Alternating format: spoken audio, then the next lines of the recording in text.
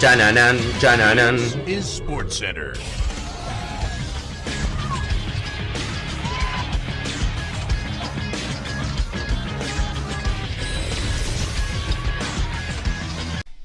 Hola gente, ¿cómo andan? Un saludo grande para todos, yo soy Sanio, les traigo un nuevo video al canal. En el día de hoy vamos a estar repasando y haciendo un análisis de lo que han sido hasta ahora los partidos que han disputado las selecciones de CONMEBOL en esta doble fecha de amistosos. Vamos a hablar acerca de los partidos que ya se han jugado, todas al menos han jugado ya su primer amistoso, algunas, como el caso por ejemplo de Argentina y Venezuela, ya han jugado su segundo partido, y también hacia el final del video, una vez habiendo repasado ya cada uno de los encuentros disputados, vamos a hacer una breve predicción respecto a todos los partidos que se van a estar jugando hoy, porque prácticamente todas van a cerrar su doble fecha de amistosos en este día martes. Así que espero que les guste la idea del video, que obviamente si dejan apoyo lo vamos a hacer más seguido cuando haya eliminatorias o doble fecha, que también me sigan en las redes sociales y se suscriban a este canal secundario activando la campanita, y sin dar mucha más vuelta comenzamos. Comencemos hablando de Brasil, que jugó su primer partido amistoso frente a una selección africana. En esta doble fecha decidieron en la verde-amarela ir a apostar por jugar frente a dos selecciones africanas que sabemos que son complicadas y siempre tienen sus cosas.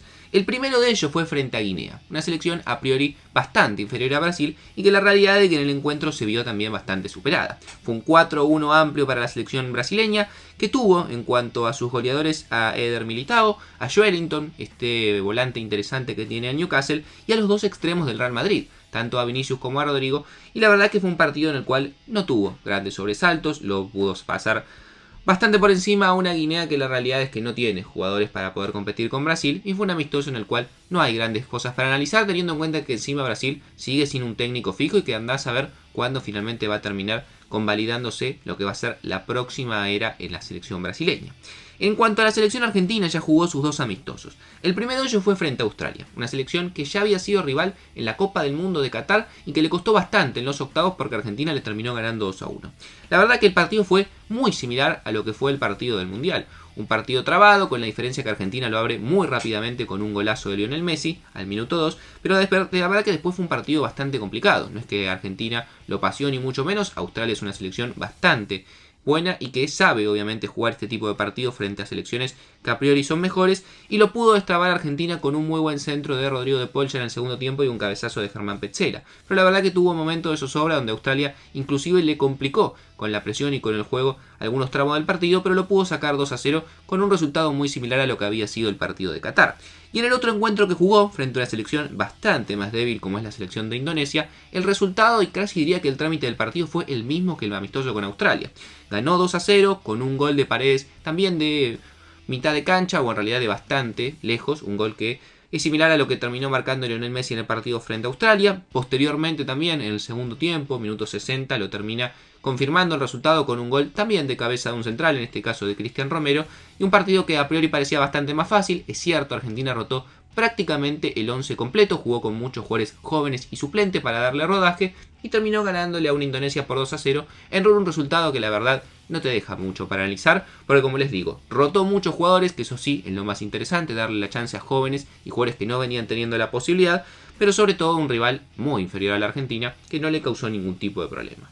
Pasemos ahora a hablar de la selección uruguaya, que en este caso debutó y fue la primera que jugó en esta doble fecha frente a Nicaragua. Un partido que tenía la particularidad muy interesante de ver el debut de Marcelo Bielsa como técnico de la selección celeste. Un partido que terminó ganando 4-1, imponiéndose la verdad con bastante autoridad, 23-7, la verdad que lo peloteó a la selección nicaragüense, goles de Matías Arezzo, de Brian Rodríguez y goles de Rodrigo Salazar, este joven volante que tiene el Schalke. Una selección uruguaya que rotó muchísimos jugadores, que los grandes nombres que tiene no fueron convocados. Bielsa decidió probar a muchos jóvenes y jugadores que no venían teniendo tantas posibilidades. Un once bastante alternativo, la verdad que le fue bien, jugó bastante bien el equipo uruguayo frente a una selección obviamente más débil. Y también es cierto que lo que me llamó la atención es que ninguno de los campeones del mundo sub-20, que convocó 7, tuvo minutos. Habrá que ver si en el partido frente a Cuba le da la posibilidad a alguno de ellos. Colombia, por su parte, tuvo un partido complicado frente a Irak. Una selección que parece bastante más débil que Colombia, pero que en lo que es la Confederación Asiática siempre es una selección complicada y bastante difícil de poder entrarle y marcarle goles. Lo pudo destrabar recién en el minuto 76 con un gol de Mateo Casierra. Tuvo 7 tiros, solamente 2 de los iraquíes que no se acercaron mucho al área colombiana. Tuvo la posesión, 68% del balón, pero le costó generar chances frente a una defensa que obviamente se cerró lo más posible. Comenzó de titular en la delantera con Baloyes, Carrascal, Luis Díaz y Borré, y la realidad es que terminó resolviendo el partido gracias a lo que tenía en el banco. Los ingresos de John Arias, el extremo de Fluminense que jugó muy bien, también los ingresos de Asprilla y de Cortés, los jugadores que venían de jugar el Mundial Sub-20, y obviamente también de Casierra, que cuando ingresó por Borré le dio otra dinámica al equipo frente a un delantero que está en el fútbol alemán que no está teniendo su mejor temporada y fue de lo más flojito que tuvo el equipo de Néstor Lorenzo en este primer amistoso. Sin duda una de las grandes sorpresas de esta serie de amistosos la dio Perú al ganarle a Corea del Sur, una de las selecciones más potentes que hemos visto en el último tiempo en el continente asiático, que viene haciendo muy buenos papeles tanto a nivel juvenil como también con su selección mayor en el último mundial, y la verdad que la selección peruana jugó probablemente su mejor partido desde lo que es la era Reynoso. Un gran primer tiempo que tuvo a la vuelta de Paolo Guerrero y muchos de los nombres habituales que generalmente están convocados a la selección peruana, presionando muy bien adelante con el gol de Brian Reina en el minuto 11, un difícil segundo tiempo en el cual le costó mantener esa presión.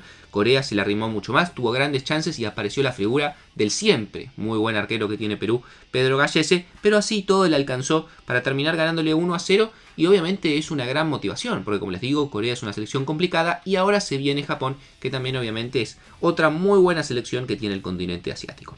En el amistoso que hubo entre selecciones de Conmebol, Ecuador le terminó ganando a Bolivia con un gol del siempre inoxidable Ener Valencia en el minuto 69. Realmente en el juego y en el resultado no terminan teniendo quizás coincidencia porque Ecuador fue mucho más, 16 tiros a 2, 72% de la posesión, Bolivia prácticamente estuvo borrado del campo de juego y la realidad es que Ecuador jugó mucho mejor y debería haber ganado por más goles. Una Bolivia, la verdad que se termina de consolidar sin duda como la selección más débil de Conmebol, que siempre peleaba quizás con Venezuela o con otra que esté floja, pero al día de hoy la verdad se ve una selección, la de Gustavo Costas, sin ambición y que la verdad de cara a futuro no se ve muy promisoria. Paraguay por su lado jugó frente a Nicaragua, la misma selección que se enfrentó a Uruguay, le terminó ganando por 2-0. En este caso goles de Almirón y Balbuena en el segundo tiempo. Obviamente lo más interesante del equipo de Gustavo Barros Esqueloto es ver el tándem de las joyitas que tiene la Premier, Almirón y Julio Enciso, varios jugadores del fútbol argentino. Muy buen ingreso de el Cacu Romero Gamarra, que cuando ingresó en la segunda parte aportó y mucho en el juego para los 2 goles que terminó marcando. Y nada más, la verdad que no fue tampoco un gran partido de Paraguay, pero terminó ganándole una selección bastante inferior. Venezuela por su parte también ya jugó sus 2 amistosos frente a selecciones de CONCACAF y ganó los 2 por 1-0. 1-0 frente a Honduras con gol de Jefferson Soteldo y 1-0 frente a Guatemala con gol de Yángel Herrera. Un equipo del Bocha Batista que tampoco tuvo grandes actuaciones en cuanto a lo colectivo, pero estuvo sólida frente a selecciones a priori también inferiores, que mantuvo la verdad un tándem interesante de jugadores que vienen siendo los más destacados de Venezuela, los Jefferson Sabarino, Jefferson Soteldo, Salomón Rondón, Yángel Herrera, Darwin Machís, que son los jugadores más interesantes que tiene Venezuela, y no lo hizo mal. No creo que haya sido ninguna actuación sobresaliente, ni mucho menos del equipo vinotinto, pero sacó 2 resultados adelante, no le marcaron goles, así que una fecha FIFA sin duda positiva. Y para finalizar también la que jugó ya su primer amistoso es Chile, que le ganó 5-0 a República Dominicana. Triplete o hat-trick de Ben Brereton, doblete de Bruno Particciotto, este jugador de Palestino, de apenas 22 años, que debutaba en la selección y marcaría 2 goles, 18 tiros, 72% de posesión, muy superior a la selección dominicana, y la realidad es que si bien probó a algunos jugadores, y los habituales, los Medel, Alexis Sánchez, Vidal, estuvieron como siempre, la verdad que fue un buen triunfo de Chile, en el cual no hay mucho para analizar. Como les digo, República Dominicana una selección muy débil, pero la verdad es que la sacó adelante de muy buena manera y goleando 5-0 e imponiendo, que a veces cuesta justamente esa diferencia a nivel que es notoria entre lo que es la selección chilena y la selección dominicana. Para finalizar, hablemos un poco de los partidos que se vienen hoy y para mí cómo van a salir esos resultados. El primer encuentro que se va a estar jugando ya en un par de horas en Japón va a ser justamente la selección local frente a Perú. Un encuentro complicado, la verdad es que Japón tiene muy buenos jugadores, inclusive para mí mejor que Corea. Tiene jugadores como Mitoma, como Kubo, dentro de otros de los grandes futbolistas que tiene jugando en el fútbol europeo, y creo que para mí en este caso, sobre todo siendo local, Japón le va a terminar ganando a Perú, no por mucho, pero le va a ganar, aunque no me sorprendería tampoco un empate. Luego también, ya a la tarde, vamos a tener probablemente el más interesante de todos, Alemania frente a Colombia jugando en territorio alemán.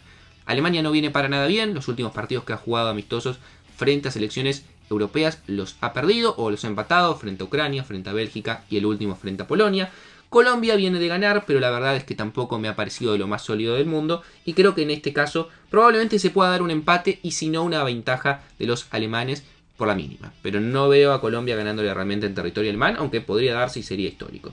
También tenemos un partido muy interesante, Brasil frente a Senegal, probablemente una de las mejores, si no la mejor selección africana en la actualidad, frente a Brasil, bueno en realidad está Marruecos, pero en cuanto a jugadores Senegal tiene muy buenos jugadores.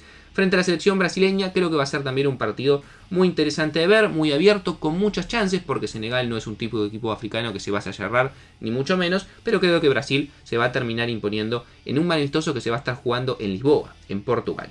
Y luego tenemos a la noche ya 3 partidos más. Primero Uruguay frente a Cuba, el segundo de Bielsa que se va a jugar en Montevideo. Creo que Uruguay va a ganar con facilidad, probablemente termine goleando. Sería interesante que le dé la posibilidad a los chicos del sub-20 a verlos en este amistoso. Bolivia frente a Chile, jugado en Bolivia en la altura. Obviamente esto siempre hay que tenerlo en cuenta a la hora del resultado. Creo que Bolivia puede llegar a ganar o si no se dará un empate. Me sorprendería en este caso una victoria de los chilenos. Y por último Costa Rica frente a Ecuador en Estados Unidos. También un partido interesante. Costa Rica una selección un poco más fuerte de las que hay en CONCACAF en comparación a los otros amistosos que hemos visto que se han jugado. Ecuador para mí tiene muy buen plantel y creo que igualmente se va a imponer la selección ecuatoriana. Aunque un empate tampoco me parecería una locura.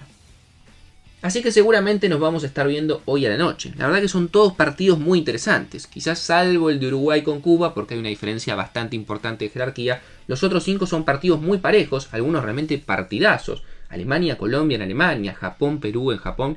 Son partidos muy interesantes y de muy buen nivel para medir cómo se encuentran las selecciones sudamericanas al día de hoy. No mucho más para decir, dejen su opinión en los comentarios, síganme en las redes sociales, suscríbanse al canal activando la campanita. Yo por hoy los dejo y nos vemos mañana en un próximo video.